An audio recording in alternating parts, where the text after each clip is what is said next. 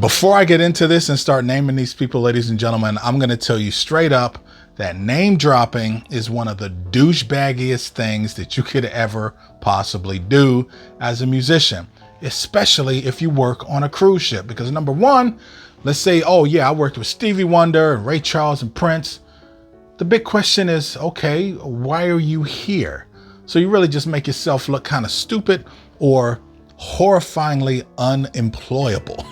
However, it can be done in a cool way if you work on a cruise ship, if the people that you name, you actually worked with on a cruise ship. I missed Billy Ocean and Michael Bolton by a week. I could have been able to possibly work with these two guys. But at any rate, ladies and gentlemen, another caveat about cruise ships, another little disclaimer here is that if you're under the age of 35, probably not going to know who any of these people are, and you're probably not going to have any type of emotional connection for the people that do know who these people are, because cruise ships are really designed to be targeted toward retired people. So they're going to bring on acts and people that are famous to people of that retirement age. So I worked on cruise ships for 21 years, and here's some famous people that I got a chance to meet and or work with. So because I know that there's a lot of young people between 25 and 35 that subscribe to my channel and watch my videos and everything, I'm going to try and like keep this one relatively short. If you guys like these, share them with people, and I'll do more of these, so I'll keep this one relatively short. All right, so the oldest person that I actually got a chance to meet and not really work with, it would have been fantastic if I would have been able to work with this person. But this person, he worked with Judy Garland back in the day. He was a child star, multi-talented individual, the legendary Mickey Rooney. I got a chance to meet him. Mickey Rooney is like this big, but to being that child star that he was back in the day, all the stuff that he was doing, you go check out those Mickey Rooney videos and whatnot. You're like, oh my goodness, man. I know that some of the stuff doesn't really go over very well today. But for me, as a little kid, finding out who Mickey Rooney was, I was like, that's the dude from Pete's Dragon. Pete's Dragon. I hope you're old enough to remember Pete's Dragon. But he was the crazy old dude that saw a dragon. But anyway, that to me was Mickey Rooney. Got a chance to meet him, shake hands. I met his wife. His wife is like much taller than he is, but Mickey Rooney. I don't normally go into detail about what cruise lines that I've worked for, but in this video, I'm going to do it. And there's also another reason to do it. As of October 13th, that is 2 years since I quit cruise ships. And generally after 2 years, they can't really use your image anymore to sell their product. I made myself very unattractive for them to want to do that anyway, the last couple of contracts that I was there. But at any rate, ladies and gentlemen, I am going to tell you one of the cruise lines that I work for because it makes sense with the story of the person that I got a chance to work with. And this is Princess Cruise Lines. I started Princess in 2000. I did like 2 short contracts, wound up going back to Celebrity Cruises, and then went back to Princess, worked for Princess total of 9 years, went to Royal Caribbean and finished out there. I usually don't have a lot of good things to say about the cruise lines in general. They all do the same thing. At any rate, the original TV show, The Love Boat, had a really, really famous actress. I'm brain farting right now. I can't think of her name. I'll put it here and then I'll remember it later. But I got a chance to work with her husband. He's an Italian drummer on Princess Cruise Lines, Paolo. I love that dude, man. I'd heard a reputation about him and I was just like, okay, that's my kind of guy I want to work with. Whenever you hear stuff like this about people, they're almost always the most fun people to work with on ships. But I did get a chance to work with her husband as a drummer. He never like bragged about it or really talked about it. But if you asked him about it, then he'd talk about it. He wound up telling me about it one day and I was just like, oh, really? Okay. I'm from Canton, Ohio, and our big claim to fame. I'm from Canton, Ohio, and our big claim to fame is the Pro Football Hall of Fame and the OJs, because the OJs come from here. So my dad had like all these OJs records, and that whole Motown thing was really, really big in my family. So I did get a chance to work with the Platters. I missed being able to work with Herb Reed. He was a little too old by the time I got a chance to work with him, but still I got a chance to work with the Platters and a guy from the Drifters, Johnny Thunder. Johnny Thunder was way up there by the time I got to meet him, but he was such a lovely guy. Johnny Thunder had that song, Here We Go, Loop-de-loo, all on a Saturday night. Lovely guy, man. He would come out very frequently on Princess Cruise Lines. Had a fantastic time working with him.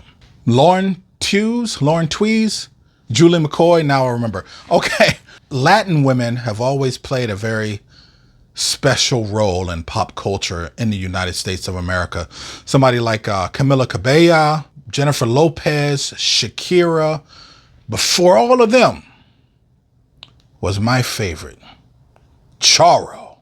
Speaking of the Love Boat, Charo, man. I remember Charo when I was a kid watching that show, and because she was so seductive, at least for 1980s TV, by the time I discovered the Love Boat, I was just like, I was really, really happy that I did get a chance to work with Charo, the legend, man. Oh, she was fantastic. Very, very nice, warm, playing the crap out of that whole flamenco guitar thing, man. Charo was awesome. Okay, so I saved the best two for last, ladies and gentlemen, and I didn't really know who to put first, but because I didn't actually work with this one person, I'm going to put him as second and then save the number one for later. Okay, so it's important for me to emphasize that this is on a Princess cruise ship. They had these grand class cruise ships. The whole thing looked like a giant grocery cart because all the way in the back and all the way up top, that's where the nightclub was. We called it the Handlebar. It was some kind of bad design. It was a bad design because they eventually had to get rid of it because the whole thing started sinking. This started happening sometime after I had left the company. That bar was called Skywalkers. So I got a chance to meet a legendary Star Wars actor in a bar called Skywalkers. Now, I didn't get... I wish I had some Colt 45 right now, ladies and gentlemen. This individual, the General's Fried Chicken, is an actual artist. And he was there part of an art summit. There was this Romanian child prodigy girl. I think she was in her late teens or early 20s when she came out. So she was famous. This guy and some other people. But Lady Sings Blues. Ladies and gentlemen, I am talking about Lando Calrissian himself, Mr. Billy D. Williams. Man, you want to talk about a smooth cat. Now, I didn't get a chance to actually play with him or work with him, but I was in the bar. We'd heard that all these people were on the ship, and I was just up there chilling. I had a drink in my hand, and in comes my man, Billy D. Williams. I'm just like, oh! You ever see on TV when black people freak out when famous people show? You'd be like, oh! I had to contain it as much as I could, and I'm telling you right now, man, Billy D. was as smooth as I wanted him to be, man. He came up, he was like, hey, how's it going? I was like, Mr. Williams, how's it going, man? I talked to this cat for like 5 minutes. And then I wanted to give him his space because I didn't want to ruin it and make it weird. But I did get the chance to chill at the bar with Billy D. Williams, man. It was fantastic. Smooth cat. Smooth. In fact, I should go get me a Colt 45 today. So the number one person on this list, man, this is one of the most mind-boggling experiences I've ever had as a professional musician when you're working with somebody that's famous. Because like I said earlier, my dad had all these Motown records. My dad was huge into his music. I actually want to go by his place and clear out all his stuff, put his old speaker stuff together, play some records, and you know, he can have all of that. You get the sound of Motown and these voices in your head. So this guy shows up, very unassuming, really nice, kind of quiet guy, black dude shows up. So I set up all my stuff and we start the first song, and I got the dude in my headset. You can adjust the volume and all the levels and all of this kind of stuff. And I'm just thinking to myself, man, this dude straight up sounds like Motown. I'm talking like for real Motown, man. On cruise ships, we get so many horrible impersonators and impressionists. I mean, it's enough to drive you insane. It's like, oh man, if I got to do another Elton John, a Neil Diamond impersonator, another Celine Dion impersonator or something like this, it's like, oh man. But having this guy in my headset with his voice, and I'm just like, man, who is this dude? I'm talking to the other sax guy. I'm like, yo, this is like a for real Motown cat, man. This is a for real dude. Whoever this guy is, he's for real, man. So we get to the second song, and like halfway through the second song, I'm really freaking out. I'm starting to sweat because it's really bothering me that I don't know who this dude is, and his voice is so authentically Motown. You want to talk about a fantastic singer? Oh my goodness, this dude, he's one of the few people, maybe 3 people in the 21 years that I've worked on cruise ships that did not need like an act. He didn't have to do bits and jokes and all of this. Dude just came out, he'd sing a song, and people would stand up and lose their minds. There's only been about 3 people that I've ever worked with on ships that could actually pull that off.